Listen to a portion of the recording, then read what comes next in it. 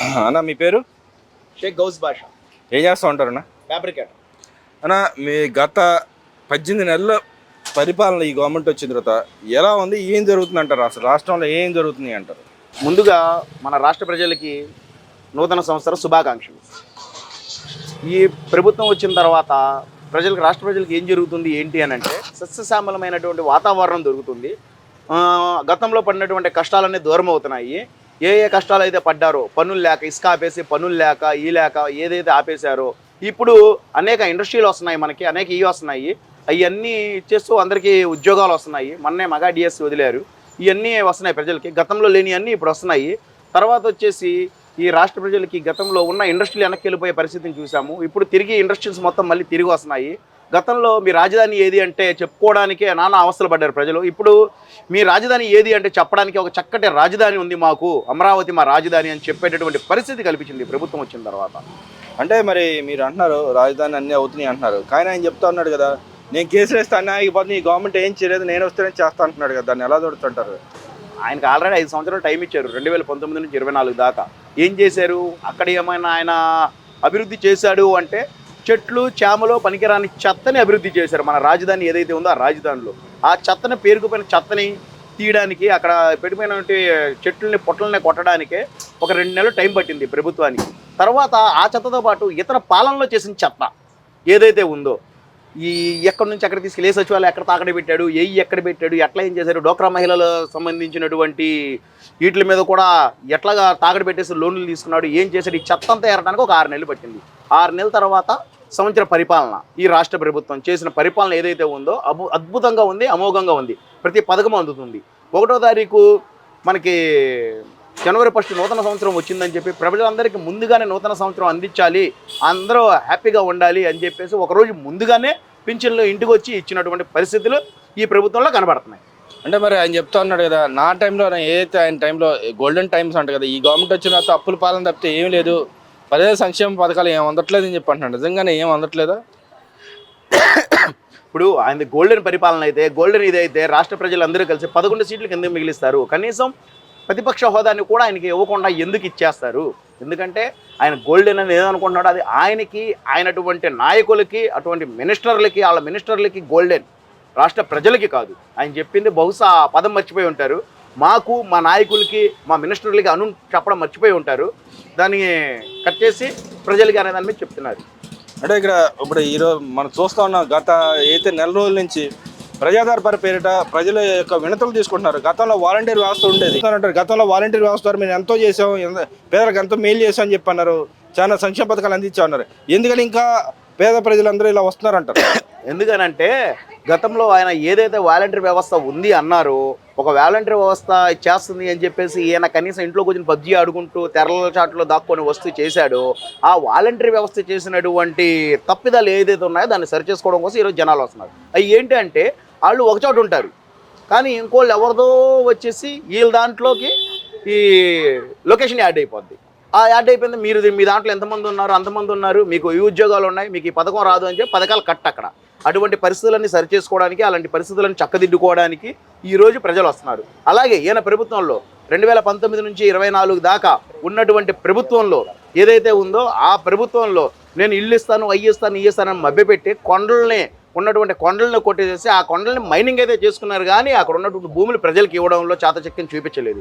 అటువంటి పట్టాలు పట్టుకొని వస్తున్నారు. కావాలంటే చూడండి, మీరు వెళ్ళి వీడియో తీయండి, వచ్చిన వాళ్ళు ఎలాగో వస్తున్నారు. జగన్మోహన్ రెడ్డి గారు ముద్ర ఉన్నటువంటి పట్టాలు పట్టుకొని వస్తున్నారు. ఆయన ఇచ్చిన పట్టాలు ఇది ఎక్కడుందో కూడా మాకు తెలియదు, మాకు పట్టా ఇది ఇచ్చారు కానీ స్థలం అయితే మాకు తెలియదు అని చెప్పి. మరి వాలంటీర్లు బస్సులేసి తీసుకెళ్ళిన పరిస్థితి కదా, ఆర్భాటంగా తీసుకెళ్ళిన పరిస్థితి కదా, ఎందుకు చెప్పలేకపోతున్నారంటే వాళ్ళు కూడా, వాళ్ళు ఆ వ్యవస్థలో ఉండగా ఎందుకు చెప్పలేదంటారు వీళ్ళకి? ఇది ఎందుకు చెప్పలేదని అంటే అదంతా ఒక షో, డ్రామా, ఆయన ఆడినటువంటి డ్రామా. ఆ టైంలో ఈయన ఒక డ్రామా ఆడారు. ఈ వాలంటీర్ వ్యవస్థ పనిచేస్తుంది, తీసుకెళ్ళి చూపిస్తున్నాం, అక్కడ తీసుకెళ్ళి ఇది అమ్మ ఇక్కడ మీకు వస్తాయి, ఇక్కడ మీకు చేస్తాయి అని ఒక ప్లేస్ని తీసుకెళ్ళి చూపించారు కానీ ఇగో ఈ స్థలం మీది, దీని పక్కన మీది ఇదని చూపిలా. ఇది ఎలా ఉందంటే ఆర్భాటం అంటే, మనం చెప్పాలంటే ఉదాహరణకి మన అంబులెన్స్లు తీసుకుందాం. మనం కొన్ని వందల అంబులెన్స్లు మనం ఇక్కడ ఈ రాష్ట్రానికి మేము తీసుకొచ్చాము, చేసామని చెప్పి పక్క రాష్ట్రాల్లో నుంచి ఉన్నటువంటి వాటిని అద్దెకి తీసుకొచ్చి ఇక్కడ చేశారు. ఇప్పుడు అవన్నీ ఎక్కడికి వెళ్ళినాయండి? ఈయన ప్రభుత్వంలోనే ఆయన ఉన్నప్పుడే, ఆ వైసీపీ ప్రభుత్వం ఉన్నప్పుడే ఈ ఎక్కడ కనపడాలి అంబులెన్స్లు అనేది. ఆ ఒక్క నెల రోజులు ఏమో కనపడి అక్కడక్కడ, తర్వాత అవన్నీ కనుమరుగైపోయినాయి. అంటే ఏంటి? జనాలకి బిల్డప్ ఇవ్వడం కోసం మేము తీసుకొచ్చామని చూపెట్టి ఓ లైన్ కట్టించారు, కానీ తర్వాత చూస్తానికి ఎక్కడ కనుచూపు మెరలు అవి లేవు. అటువంటి పరిస్థితులు అన్నీ ఈయన ఎట్లాగైతే చూపించాడో పేకమేడల్లాగా, అటువంటి పరిస్థితిని సరిచేసుకోవడానికి ఈ రోజున ప్రజా దర్బార్కి ప్రజలు వస్తున్నారు. అంటే ఇక్కడ చెప్తా ఉన్నారు, ఏదైతే ఈ గవర్నమెంట్లో ఉన్న నాయకులు కానీ పెద్ద పెద్ద నాయకులు ఎవరు కనపడతారు, రాష్ట్రం వదిలి వెళ్ళిపోయారు, ఎటే వెళ్ళిపోయారు, కనపడలేదు 4 రోజులు కానీ చెప్పి అన్నారు.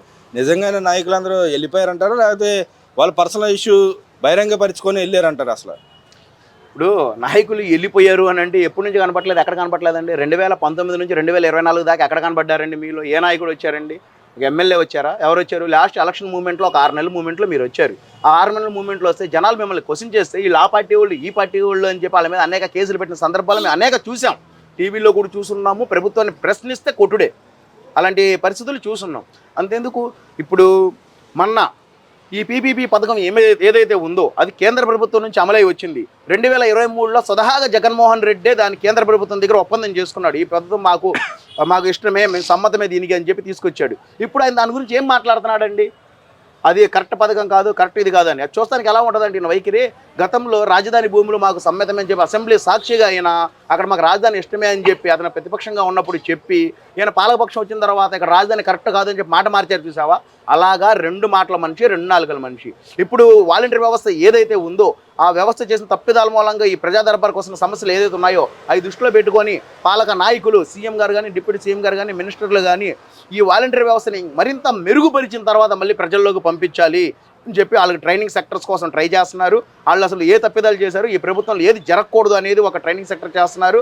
ఆ ట్రైనింగ్ సెక్టర్ పూర్తి అయిన తర్వాత మళ్ళీ వాలంటీర్ వ్యవస్థను వదులుతారు. అసలైన వాలంటీర్ వ్యవస్థ ఎలా ఉండాలి, ఏం చేయాలి అనేది ఈ ప్రభుత్వం చూపించబోతుంది రానున్న రోజుల్లో. అంటే నేను అడిగింది ఏంటంటే, ఇక్కడ ఉన్న నాయకులు, పెద్ద పెద్ద నాయకులు, అధికారంలో ఉన్న నాయకులు ఎవరు కనపట్లేదు, రాష్ట్రం వదిలి పారిపోయారని చెప్పింది. ఏదైతే సీఎం గారు కానీ, లోకేష్ కానీ, పవన్ కళ్యాణ్ గారు ఎవరు కనపట్లేదు, ప్రజల్లో కనపట్లేదు, 4 రోజుల నుంచి పారిపోయారు, ఎక్కడ ఎవరి దగ్గరికి వెళ్ళారో కూడా చెప్పట్లేదు అని చెప్పి అంటున్నారు. నిజంగానే వాళ్ళు వెళ్ళిపోయారా, లేకపోతే బహిరంగంగా చెప్పి వాళ్ళ పనుల మీద వాళ్ళు వెళ్ళారంటారా? ఇప్పుడు వాళ్ళు ఈ బహిరంగంగానే మీడియా సాక్షిగానే చెప్పారు అందరికీ, మేము ఇట్లా బయటికి వెళ్తున్నాం అని చెప్పి. అందుకని ప్రజలు ఇబ్బంది పడకూడదు, మన రాష్ట్ర ప్రజలని ఒకరోజు ముందుగానే అందరికీ పెన్షన్లు పంపిణీ చేసి వాళ్ళకి ఏదైతే కావాలో అవి మొత్తం పంపిణీ చేసి మొత్తం ఇచ్చేసి బహిరంగంగానే వెళ్ళారు. ఇప్పుడు మీ నాయకుల్లాగా వెళ్ళి ప్యాలెస్లో పడుకొని, అక్కడ తాడేపల్లి ప్యాలెస్లో పడుకొని, తాడేపల్లి ప్యాలెస్ నుంచి వెళ్ళి బెంగళూరు ప్యాలెస్లో ఇంకో ప్యాలెస్లో పడుకొని చేయలేదు. అలాగా అసలు మీ నాయకుడు ఎక్కడున్నారు?